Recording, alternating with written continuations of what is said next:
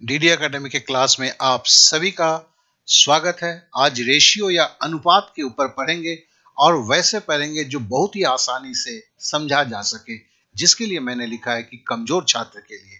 और जब मैंने कमजोर छात्र के बारे में बोल ही रहा हूं तो मैं 1 मिनट खाली लूंगा एक अति महत्वपूर्ण चीज को आपको बताने के लिए। तो चलिए चलते हैं।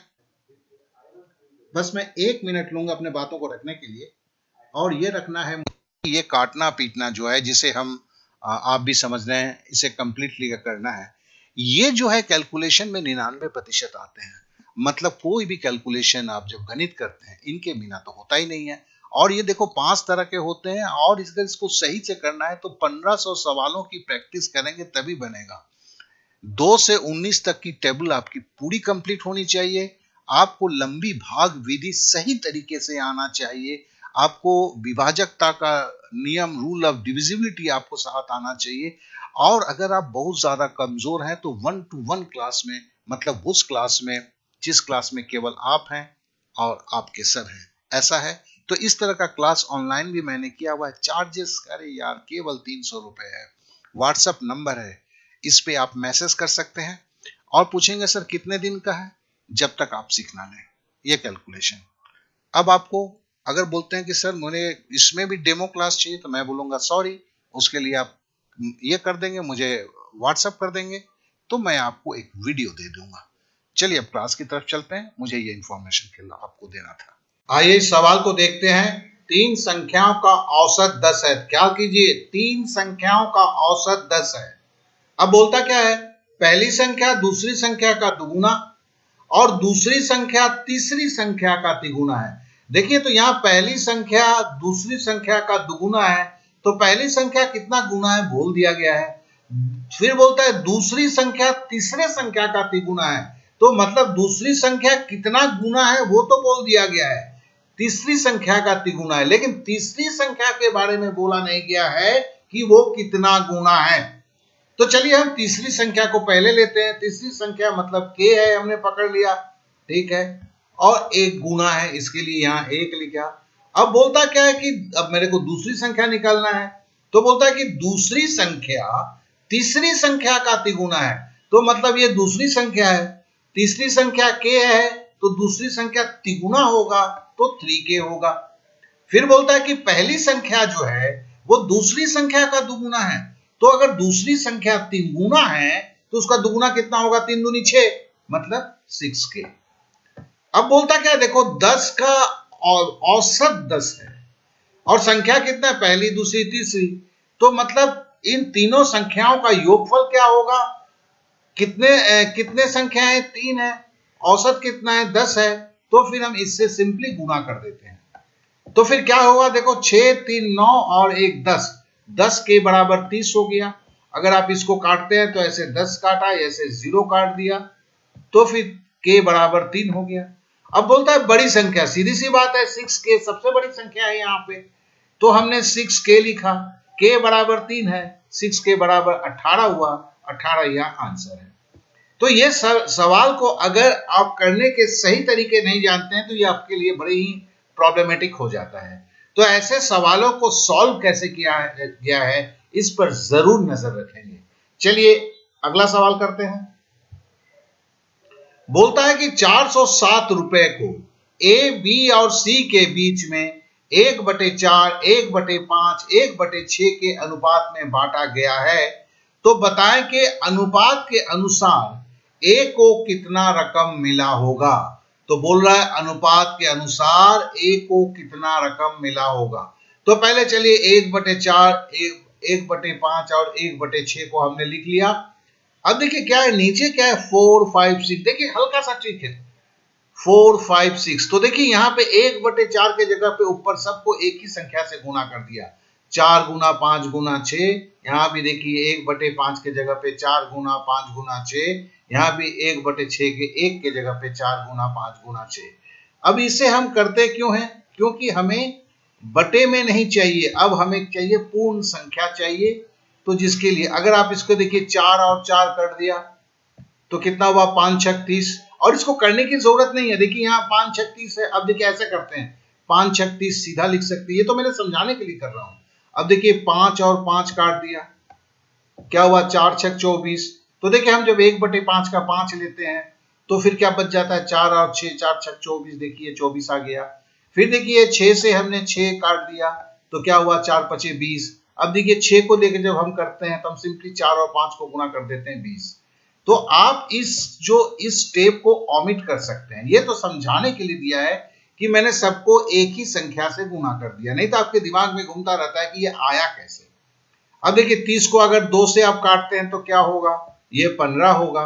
24 को अगर 2 से काटेंगे तो क्या होगा, ये 12 होगा।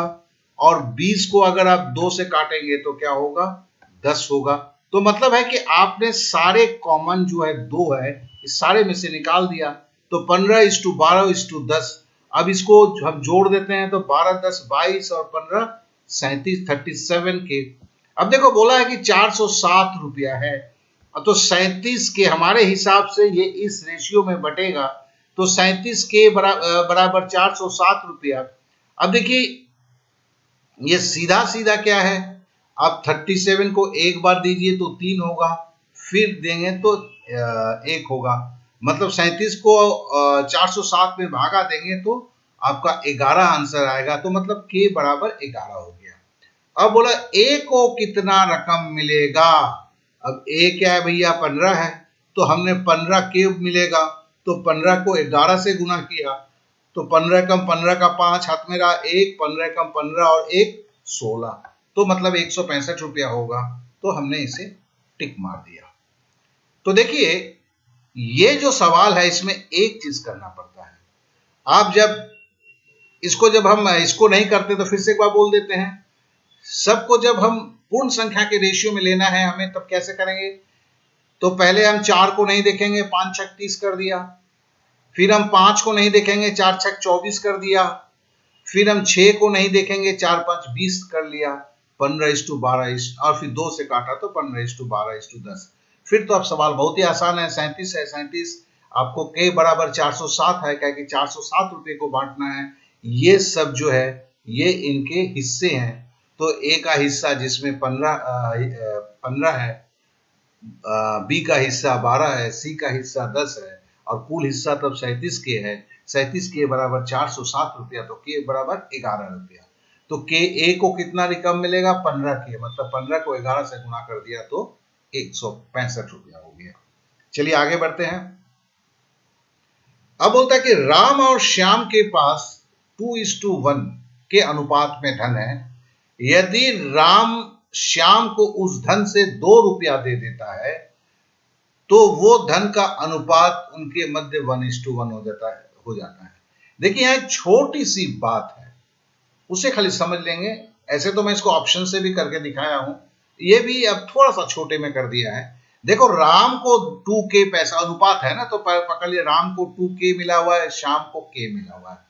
अब देखो यदि राम श्याम को उस धन से 2 रुपया दे देता है, तो देखो राम के पास 2k है, वो श्याम को 2 रुपया देगा तो मतलब 2 रुपया उसका घट जाएगा। और श्याम के पास चूंकि राम ने 2 रुपया दिया है तो श्याम के पास 2 रुपया बढ़ जाएगा। इस बात को ख्याल रखना है। हम क्या करते हैं, सीधे राम से 2 घटा दिया, श्याम के साथ जो 2 जोड़ना है उसे भूल जाते हैं। इसके लिए मैथ बराबर गड़बड़ हो जाता है। तो उनके मध्य में धन का अनुपात 1:1 हो गया। अब तो देखो सीधी एक समीकरण है, बड़ा सिंपल सा समीकरण है। क्या हुआ 2k - 2 बराबर k + 2, तो k को इधर ले जाते हैं 2k - 2 और +2 है, -2 किधर ले जाते हैं तो 4, तो k 2k बराबर 4 हुआ, तो k बराबर 2 हो गया। अब क्या बोलता है k बराबर 2 है, ठीक है ना। और तो प्रारंभ में उन दोनों के पास क्या धन था। अब देखो प्रारंभ में क्या था, प्रारंभ में उनके पास 2k था, राम के पास, श्याम के पास k था, तो 2k बराबर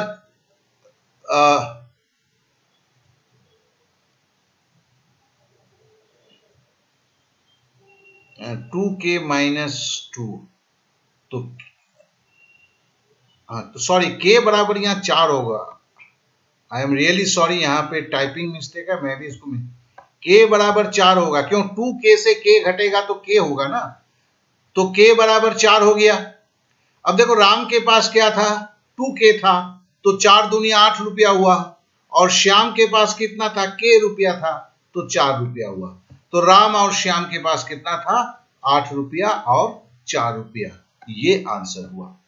तो देखो ये बड़ा वीटी क्वेश्चन था, थोड़ा सा दिमागी क्वेश्चन था, और इसमें एक ही चीज को खाली याद रखना है, अगर एक बंदा किसी दूसरे बंदे को पैसा देता है तो उस बंदे से वो रुपया घटता है और जिसको मिलता है वो रुपया उसमें जुड़ता है, यही एक बात है।